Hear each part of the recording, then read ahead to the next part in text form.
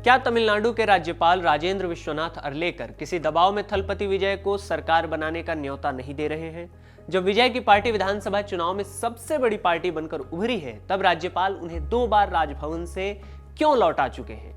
जब बहुमत साबित करने की जगह विधानसभा है, तो राज्यपाल विजय पर यह दबाव क्यों बना रहे हैं कि वो पहले बहुमत साबित करें, तभी सरकार बनाने का न्योता मिलेगा। तमिलनाडु विधानसभा चुनाव का नतीजा आया 4 मई को। सबने मान लिया था कि विजय अब राज्य के मुख्यमंत्री बनेंगे, लेकिन राज्यपाल ने यहां एक ट्विस्ट पैदा कर दिया। जब विजय राजभवन गए, सरकार बनाने का दावा पेश किया, तो राज्यपाल ने साफ कह दिया कि आपके पास बहुमत का आंकड़ा नहीं है, पहले मैजिक नंबर लाइए, फिर सरकार बनाइए। लेकिन क्या राज्यपाल की संवैधानिक शक्तियां इस बात की इजाजत देती हैं? इस वीडियो में यही समझने की कोशिश करेंगे। सबसे पहले आप ये जान लीजिए कि किस पार्टी को कितनी सीटें मिली हैं। तमिलनाडु विधानसभा में कुल सीटें हैं 234, बहुमत का आंकड़ा है 118। चुनाव नतीजे में सबसे बड़ी पार्टी बनी है विजय की टीवीके, जिसे मिली है 108 सीटें। विजय 2 सीटों से चुनाव लड़कर जीते हैं, तो 1 सीट उन्हें खाली करनी होगी, यानी बच जाएंगे 107। डीएमके को 59 सीटें, एआईएडीएमके को 47, कांग्रेस को 5, पतल्ली मक्कल काची पीएमके को 4, इंडियन यूनियन मुस्लिम लीग, आईयूएमएल, सीपीआई और सीपीआईएम, विदुतलाई चिरुथाईगल काची वीसीके को 2-2 सीटें और बीजेपी को मिली है 1 सीट। अब कांग्रेस ने ऐलान कर दिया है कि उनके 5 विधायक विजय को समर्थन देंगे, तो विजय का आंकड़ा पहुंच जाता है 112 सीटों पर, जो बहुमत से 6 कम है। लेफ्ट पार्टियां और वीसीके ने वीडियो रिकॉर्ड किए जाने तक फैसला नहीं किया है कि वो किसके साथ जाएंगी। अगर ये तीनों विजय को सपोर्ट करते हैं, तो आंकड़ा 118 पर पहुंच जाएगा और विजय के लिए सरकार बनाने का रास्ता साफ हो जाएगा। लेकिन सिंगल लार्जेस्ट पार्टी होने के बावजूद रास्ते में रोड़े आए कहां से? राजभवन से, राज्यपाल की ओर से। विजय ने राज्यपाल राजेंद्र विश्वनाथ आर्लेकर से 2 बार मुलाकात की। दोनों ही बार उन्हें कहा गया कि आपके पास बहुमत नहीं है, पहले 118 विधायकों का लिखित समर्थन ले आइए। यही सवाल उठता है कि क्या राज्यपाल ऐसा कह सकते हैं? क्या ये उनकी संवैधानिक शक्तियों के तहत आता है? भारतीय संविधान का अनुच्छेद 164(a) कहता है कि राज्य के मुख्यमंत्री की नियुक्ति राज्यपाल द्वारा की जाएगी, लेकिन कैसे, यानी प्रक्रिया क्या होगी, इसकी स्पष्ट परिभाषा संविधान में नहीं मिलती है। लेकिन एक आयोग की सिफारिशें जरूर हैं, जिसमें साफ बताया गया है कि राज्यपाल किस क्रम में सरकार बनाने का न्योता देंगे। इसका बैकग्राउंड यह है कि 1980 के दशक में केंद्र और राज्य सरकारों के बीच लगातार टकराव हो रहा था। केंद्र में कांग्रेस की सरकार थी, जिस पर विपक्षी पार्टियों की सरकार वाले राज्य आरोप लगा रहे थे कि मनमाने ढंग से राज्य की सरकारों को बर्खास्त किया जा रहा है। इस विवाद को हल करने के लिए जून 1983 में भारत सरकार ने सुप्रीम कोर्ट के सेवानिवृत्त न्यायाधीश न्यायमूर्ति आर.एस. सरकारिया की अध्यक्षता में एक आयोग का गठन किया। सरकारिया आयोग ने केंद्र और राज्य के संबंध को लेकर कई सिफारिशें की। तमिलनाडु में जो हालात बने हैं, उससे जुड़ी स्थिति के लिए जो बातें कही गईं, वो समझिए। आयोग ने साफ किया कि राज्य के राज्यपाल किस क्रम में चुनाव बाद पार्टियों को सरकार बनाने का न्योता देंगे। सबसे पहला न्योता बहुमत प्राप्त दल को। यदि किसी एक दल को विधानसभा में स्पष्ट बहुमत प्राप्त है, तो राज्यपाल को उस दल के नेता को सरकार बनाने के लिए आमंत्रित करना चाहिए। यदि किसी भी दल के पास स्पष्ट बहुमत नहीं है, तो राज्यपाल को चुनाव से पहले हुए ऐसे गठबंधन यानी प्री पोल अलायंस को सरकार बनाने का न्योता देना चाहिए जिसके पास बहुमत हो। ऐसी स्थिति भी ना बने, तब सबसे बड़े दल को न्योता मिलना चाहिए जो अन्य विधायकों के समर्थन से सरकार बनाने का दावा करता हो। इस बात को याद रखिएगा। इसके बाद आता है चुनाव बाद का गठबंधन यानी पोस्ट पोल अलायंस, यानी पार्टियों का ऐसा गठबंधन जो चुनाव के बाद बना हो और जिसमें सभी भागीदार सरकार में शामिल हों। जाहिर तौर पर अगर इनके पास बहुमत हो तभी न्योता मिलेगा। अगर सरकारिया आयोग के बताए प्रेफरेंस को देखें, तो तमिलनाडु में किसी एक दल को बहुमत नहीं है, किसी प्री पोल अलायंस के पास भी 118 विधायक नहीं है। तो तीसरे नंबर पर आता है वो दल जो सिंगल लार्जेस्ट पार्टी है और दावा करता हो कि बहुमत का आंकड़ा जुटा लेगा।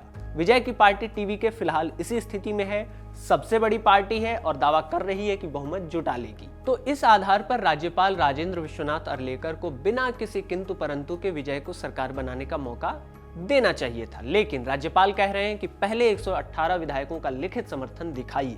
अब ये समझ लेते हैं कि क्या राज्यपाल ऐसा कह सकते हैं। साल 1994 में सुप्रीम कोर्ट ने एस.आर. बोम्मई बनाम भारत संघ मामले में इस पर टिप्पणी की थी। फैसला सुनाया था 9 जजों की संवैधानिक पीठ ने साफ किया था कि किसी भी मुख्यमंत्री या दल के पास बहुमत है या नहीं, इसका परीक्षण सिर्फ और सिर्फ विधानसभा में होगा, यानी फ्लोर टेस्ट के दौरान ही पार्टी को बहुमत साबित करना होगा। यानी ये राजभवन में तय नहीं होगा कि विजय की पार्टी के पास बहुमत है या नहीं।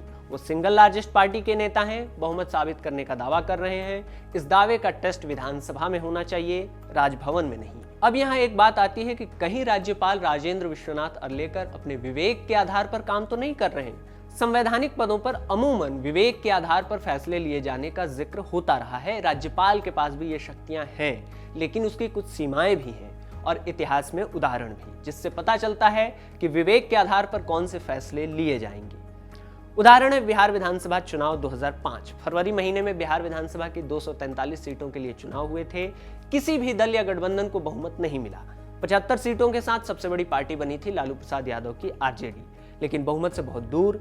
कोई गठबंधन नहीं बन पाया जो बहुमत के आंकड़े तक पहुंच सके। संख्या जुटाने की हुज्जत हो रही थी। तब बिहार के राज्यपाल थे बूटा सिंह। उन्होंने बिना विधायकों को शपथ दिलाए ही विधानसभा भंग करने की सिफारिश कर दी।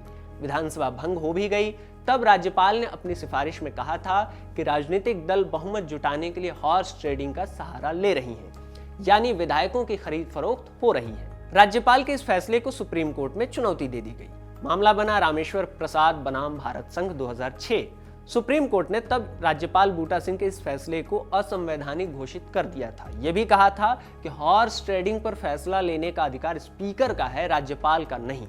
यानी राज्यपाल बूटा सिंह ने राज्यपाल की शक्तियों के आधार पर विधानसभा भंग नहीं की थी, बल्कि अपने विवेक के आधार पर फैसला लिया था। लेकिन वो नियमों को लांघ रहा था, स्पीकर की शक्तियों में हस्तक्षेप कर रहा था। इसलिए कोर्ट ने असंवैधानिक करार दे दिया। बीबीसी तमिल के मुताबिक सेवानिवृत्त न्यायाधीश हरिपरंथमन का कहना है कि राज्यपाल यह नहीं कह सकते कि वह केवल तभी शपथ ग्रहण की अनुमति देंगे जब पूरी संख्या दिखाई जाए। सरकार गठन के लिए आमंत्रित करने का अधिकार राज्यपाल के पास होता है। जब किसी पार्टी के पास स्पष्ट बहुमत ना हो, तब दावेदार पार्टी से संख्या साबित करने के लिए कहना गलत नहीं है, लेकिन साथ ही यह नहीं कहा जा सकता कि पूरी ताकत दिखाने पर ही शपथ ग्रहण की अनुमति दी जाएगी। बहुमत साबित करने की सही जगह विधानसभा होती है। अब 2 उदाहरण और देखिए और सोचिए कि अगर तमिलनाडु के राज्यपाल राजेंद्र विश्वनाथ अर्लेकर जैसा ही रवैया तब राष्ट्रपति और एक राज्यपाल ने अपनाया होता तो क्या होता। पहला उदाहरण, याद कीजिए अटल बिहारी वाजपेयी की 13 दिन वाली सरकार। साल 1996 में लोकसभा के चुनाव हुए। बीजेपी 161 सीटें जीतकर सबसे बड़ी पार्टी बनी थी, लेकिन बहुमत का आंकड़ा 272 था। फिर सिंगल लार्जेस्ट पार्टी होने की वजह से राष्ट्रपति शंकर दयाल शर्मा ने उन्हें सरकार बनाने का न्योता दिया। वाजपेयी ने सरकार बनाई, प्रधानमंत्री पद की शपथ ली। उन्हें राष्ट्रपति ने अपने सामने बहुमत साबित करने की बात नहीं कही थी, बल्कि बहुमत साबित करने की जगह यानी लोकसभा में ही फ्लोर टेस्ट हुआ, जहां बीजेपी सिर्फ 194 सांसदों का समर्थन ही जुटा पाई थी। नतीजा, वाजपेयी की सरकार गिर गई। यानी भले ही फ्लोर टेस्ट के बाद सरकार गिर गई हो, लेकिन सबसे बड़े दल को ही सरकार बनाने का न्योता मिला था। दूसरा उदाहरण कर्नाटक का है। साल 2018 का विधानसभा चुनाव याद कर लीजिए। बीजेपी को 104 सीटें, कांग्रेस को 78 और जेडीएस को 38 सीटें उस चुनाव में मिली थी। बहुमत के लिए 112 विधायकों का समर्थन जरूरी था। कांग्रेस और जेडीएस ने हाथ मिलाया तो उनके पास 116 विधायकों का समर्थन था। राज्यपाल को समर्थन वाला पत्र सौंपा गया। फिर भी राज्यपाल वाजूभाई वाला ने 104 विधायकों वाली बीजेपी को सरकार बनाने के लिए आमंत्रित किया, क्योंकि सरकारिया आयोग की सिफारिशों में प्रेफरेंस यही कहता है कि पोस्ट पोल अलायंस से पहले सिंगल लार्जेस्ट पार्टी को मौका दिया जाना चाहिए। बीजेपी को मौका मिला। बीएस येदियुरप्पा ने सीएम पद की शपथ ली, लेकिन फ्लोर टेस्ट में बहुमत साबित नहीं कर सके तो 36 घंटे में ही पद से इस्तीफा देना पड़ गया। कुल जमा बात यह है कि भले ही विजय की पार्टी टीवी के फ्लोर टेस्ट में फेल हो जाए, लेकिन सरकार बनाने का न्योता कायदे से उन्हीं को मिलना चाहिए, क्योंकि टीवी के सिंगल लार्जेस्ट पार्टी है। लेकिन ये मौका किसे मिलता है, ये देखने वाली बात होगी, क्योंकि फिलहाल तो राज्यपाल यही दोहरा रहे हैं कि 118 विधायकों का समर्थन जो लिखित रूप से देगा वही सरकार बनाएगा। आगे के अपडेट्स जो भी होंगे खबरगांव पर मिलते रहेंगे। खबरगांव देखते रहिए। ये वीडियो शूट किया है अयान ने। मेरा नाम आकाश है। शुक्रिया।